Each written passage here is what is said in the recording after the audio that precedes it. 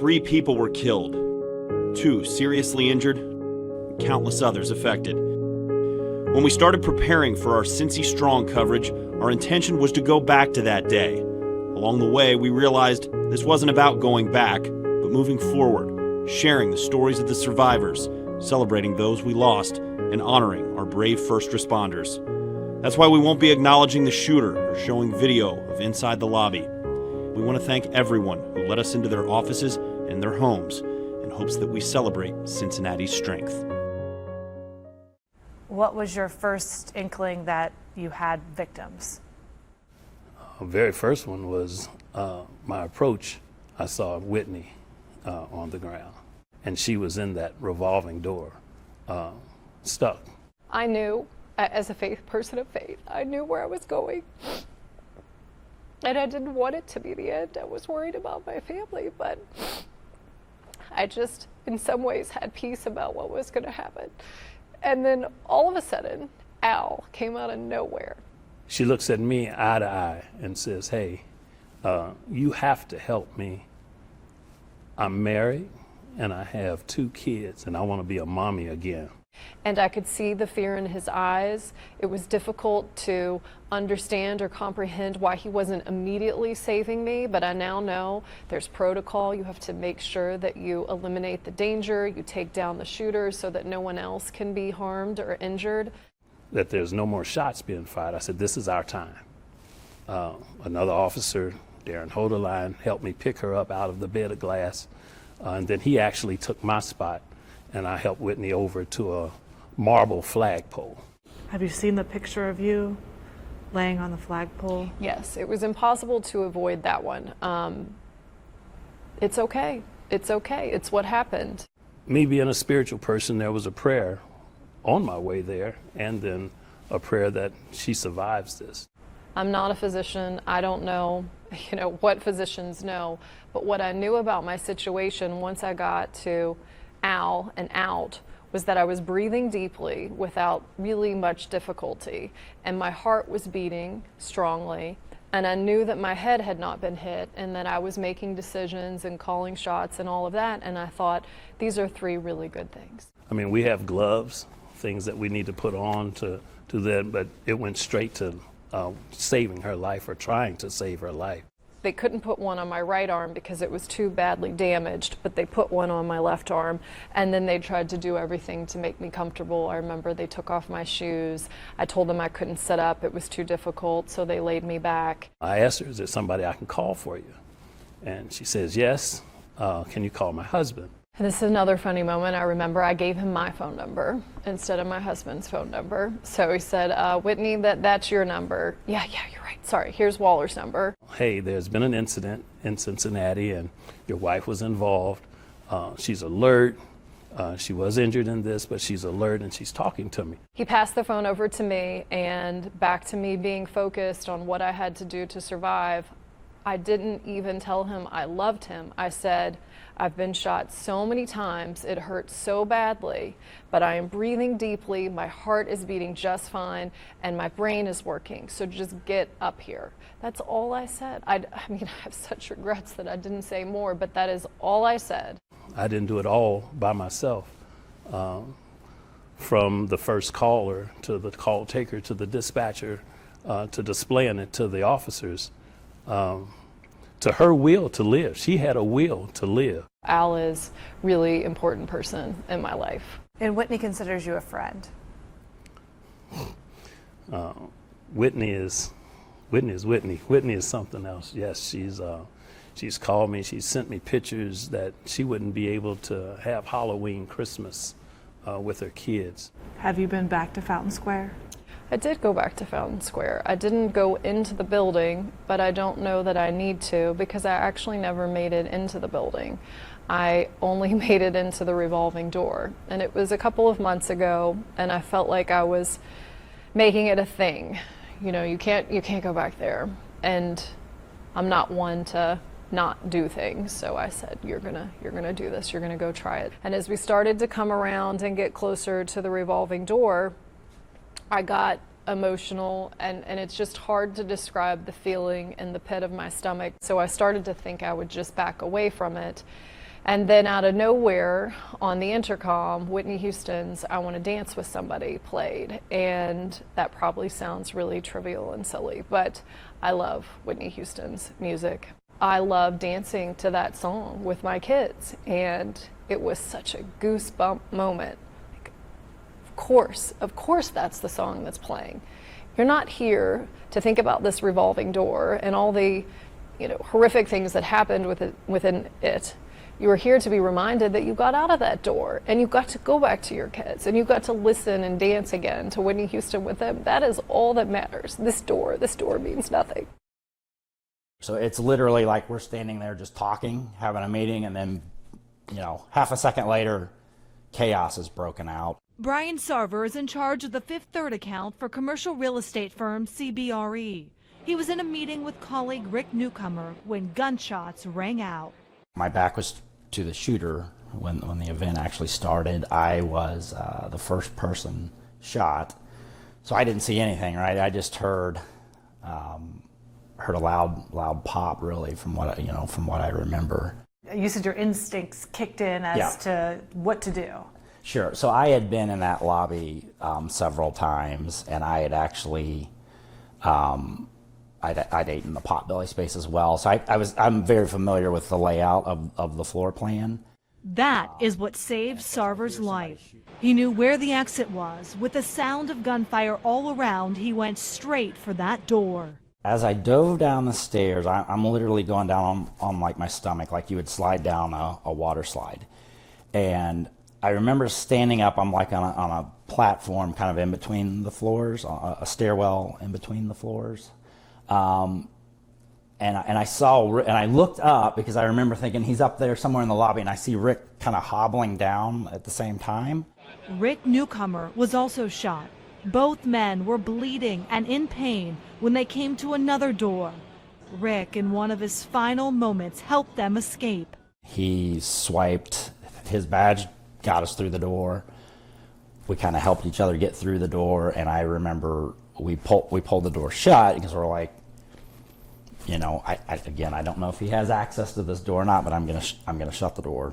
The men were found by workers in the basement loading dock. Did you think you were going to die? Oh yeah, I did. I remember saying some prayers in that lobby again, like, just like, God, if you can please please get me through this, help me to make it through this. Sarver was shot in the side. A bullet passed right through his spleen. Newcomer was shot in the chest. He died that day. Rick and I had worked together for just a little over a year, but I mean, he was a close friend of mine. I have to pray for his family, that they're healing as best as possible, and hope for the best for them as well. That's really I can't explain what happened, obviously, and I think about that a lot too. I'm like, wow, I got the opportunity to walk away from that when others didn't. Sarver and his wife Lisa live in Warren County. They have a daughter and twin boys who he gets to coach in football. When you stand on the sidelines and you see your boys out there, do you think about that being a moment that might have been taken away? Yeah, exactly. Not just for you, but for them. Right, exactly. And I usually do think of it more in the sense of them, right? I think of, my kids could have not had a father, right? And how that would affect them, the rest of their lives, really. I said a prayer for me to stay here. I got the opportunity to do so. So I got to make the most of it. On September 6, 2018, Richard Newcomer was in a work meeting with Brian Sarver and one other contractor in the lobby of the Fifth Third Center. Newcomer was a superintendent with Gilbane Building Company. A Cincinnatian to his core, Rick worked in construction around the city for more than 30 years. And that he built this city, that the buildings that we live in and work in, he helped construct. Rick was also a husband of more than 35 years, a father and grandfather. His family describes him as a big kid at heart who always put others before himself. Prithvi Raj Kandepi was a 25-year-old engineer from India. He came to Cincinnati 2 years prior to live in the land of opportunity. He was a consultant for Fifth Third Bank. His work in America provided financial support to his parents and family back in India. In Kandapi's culture, at the 1-year mark, it's traditional to hold a dinner and invite family and friends, as well as hold a puja, a religious ceremony in his memory. Kandapi loved his family and friends in the game of cricket. I'm Ana Calderon. I was the wife of Luis Felipe Calderon, one of the victims of the Fifth Third Bank. My name is Natalia.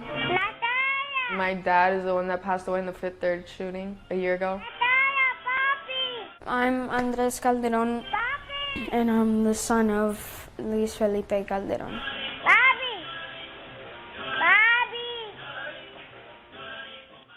He applied for Fifth Third Bank, and he got the job, but he had to move up there for that job. It was his dream job, and actually before the tragedy, he was approved to move down to Miami this year around February. I was at the office, and obviously I was in shock. I knew something was wrong at the moment because she wasn't usually serious.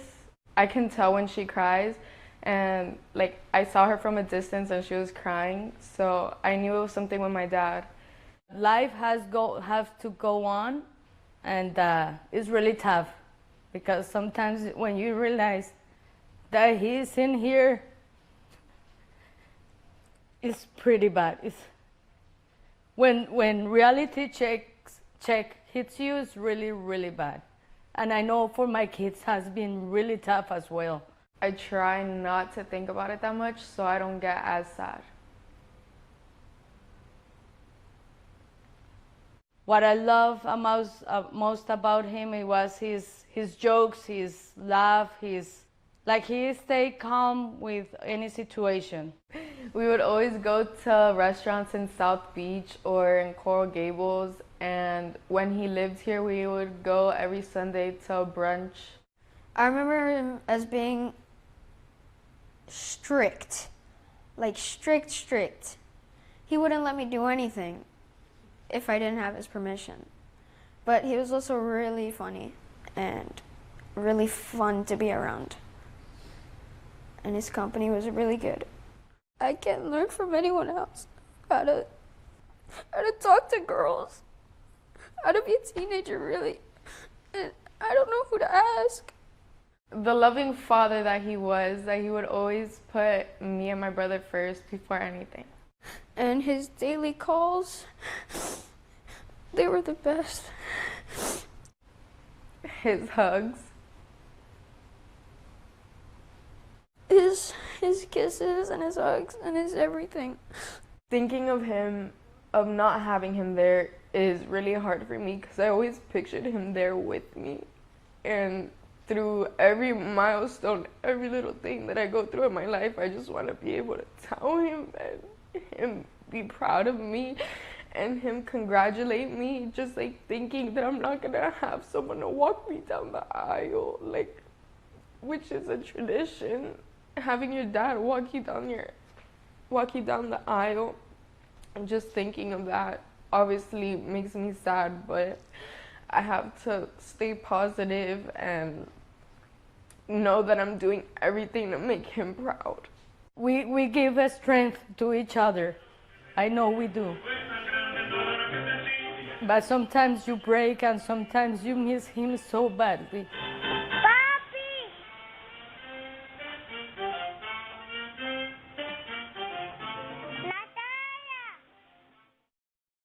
I was walking out and I thought I heard active shooter, so I kind of like grab it and dip my head to it as I'm turning it up, and then it came out, it said there's an active shooter. Deputy James York, assigned to the Hamilton County Courts Division, jumps into action. So I immediately ran to my cruiser and got in my cruiser, pulled off, and hit my lights and sirens.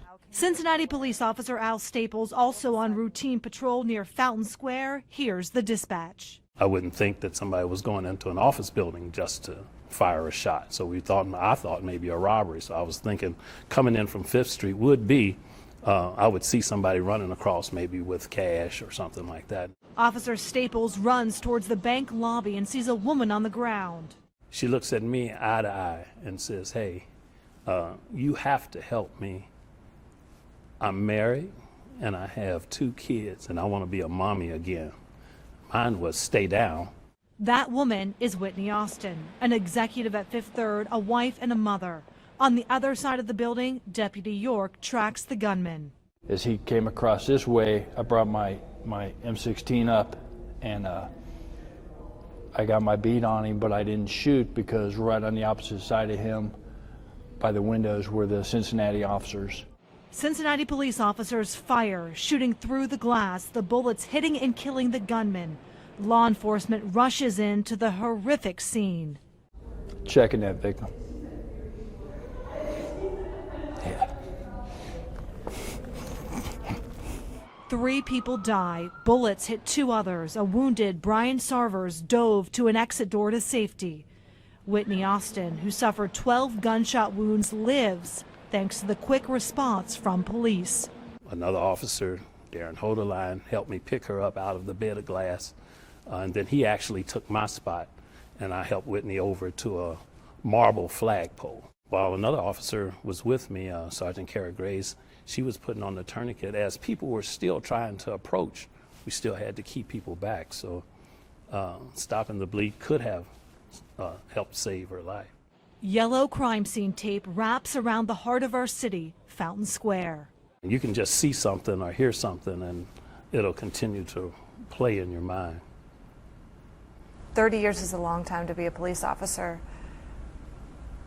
Was that the hardest day on the job? Yes, that was the one that will be remembered for the rest of my life. I'm not a hero. I know 5 officers from Cincinnati that are heroes. I just did my job. They just did their job. It was like a regular day, a Thursday. That morning, I was doing my daily routine. As I was descending into Cincinnati off of 71, I joined another conference call. I was in the lobby. I was actually in a job meeting. I came up through the glass doors at the Westin. And I remember thinking as I crossed 5th Street, watch out at the crosswalk. I heard a loud pop, really. Then I started hearing these cracks, rapid fire cracks. The sheet of glass in front of me was shattered, but it was still fully intact.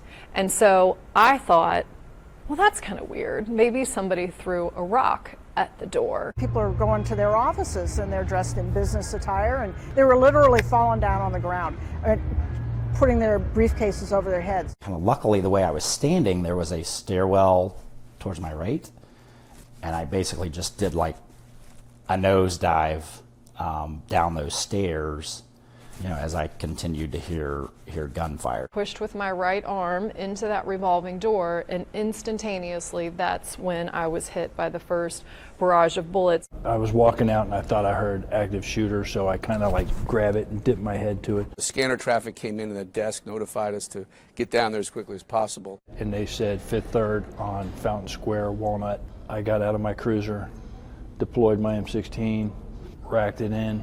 I heard some shots, so I sped up a little bit. As I was going up the steps, he was coming my way and turned around, so I got on my radio and I said he's going towards the front. I went up and I grabbed the door, put my head down, took a deep breath, brought my weapon up and went inside. As I'm diving down those stairs, I continue to hear him shooting. Myself and another officer went in from 5th Street. I started to cough up blood. I knew that wasn't a good sign. In that moment, was convinced I was going to die. I saw Whitney on the ground, and she was in that revolving door. I looked at him and I said, I need you to save me. I have a 5 and a 7-year-old at home, and they need their mother. And then I ended up seeing Rick come down that second set of stairs towards me. He's got his badge in his hand, and then he swiped. His badge got us through the door. We kind of helped each other get through the door, and I remember we pulled the door shut. After I heard that one was secure, that there's no more shots being fired, I said, this is our time. And Louis is the way we call him. He didn't answer his phone. So I started calling him, I started texting him, I started looking into the news. It's under a circumstance like this, you just want to tell people, here's what it is, here's what we know, here's what we don't know. The first thing you see is just glass and a lot of placards. I kept my hopes up until my brother-in-law called me like around 4 again. There were police lines, there were standing guard, and people had already started bringing flowers. One lesson is to be thankful for our cops and first responders for their heroism, and that in a world where we see this kind of evil, that we also have to point to the good, and the cops are the good. I think it's right to remember something like this, not to give it glory, but to remind people that we're civilized and we don't buy that. When you have 2 teenagers and 2 kids, you have to be strong for them, and you have to try to move on as normal as you can. I'm going to work in the very city that this happened, and I'm going to work in the very building that this happened. I did go back to Fountain Square. Matter of fact, her dad and I went back and looked. I am so lucky. We are so lucky. We got everything we wanted out of this situation. I got to go back home to them. This is an entirely different conversation than those families that had to, talk to their kids about losing a loved one on September 6th or any other violent act across America. Is anything going to change? That's the most depressing thing. That thoughts and prayers, nah, doesn't work. God forbid, I hope it never happens again here. I think we've had our taste and we're good in Cincinnati.